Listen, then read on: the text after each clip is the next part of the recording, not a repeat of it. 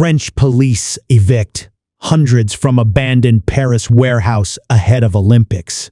Among the 450 migrants, there were 50 women and 20 children. With the Paris Olympic Games 100 days away, police carried out a large-scale eviction at France's biggest squat in the south of the country's capital. Authorities, including dozens of gendarmes, cleared out the makeshift camp at an abandoned bus company headquarters in Vitry-sur-Seine on Wednesday.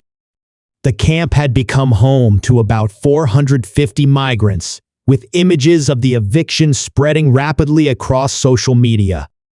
Aid workers are concerned that the broader effort by Paris authorities to clear out migrants and other people sleeping rough in the city before the Summer Olympics is troubling, as those evicted are not provided longer-term housing assistance.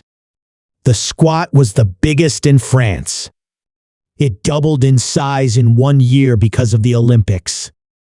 Last year, authorities cleared out migrants from nearby the Olympic Village, and many displaced people came here, said Paul Alausi of the humanitarian organization Médecins du Monde, who has been closely following the steady pace of evictions over 2 years. The conditions inside the warehouse were cramped, Alausi said. The clearance operation will continue over several days. The site is empty. 150 people left the night before the police arrived, while 300 were evicted before 8 a.m. on Wednesday morning. Among the 450 were 20 children and 50 women, the aid group said. This action is part of a broader push by local authorities to dismantle makeshift camps as the city prepares to host the Olympics from July 26 to August 11.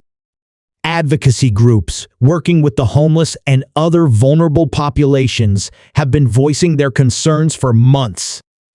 They have been particularly vocal about the accelerated pace of camp clearances as the games approach, warning of the dire consequences for those who find themselves without shelter.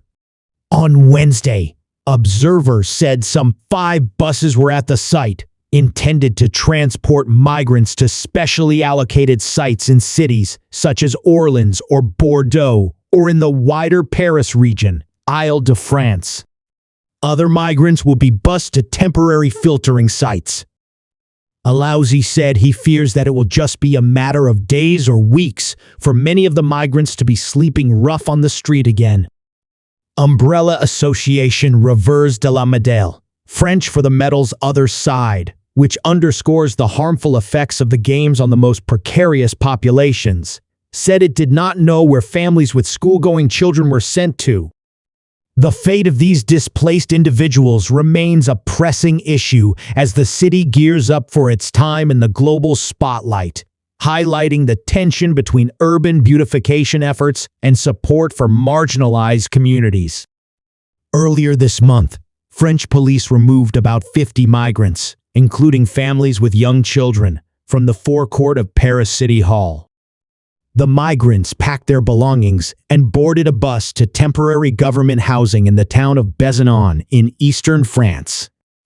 Responding to a question about Wednesday's evacuation, French sports minister Amélie Oudéa-Castéra said she wanted to emphasize is that it has nothing to do with the Olympics.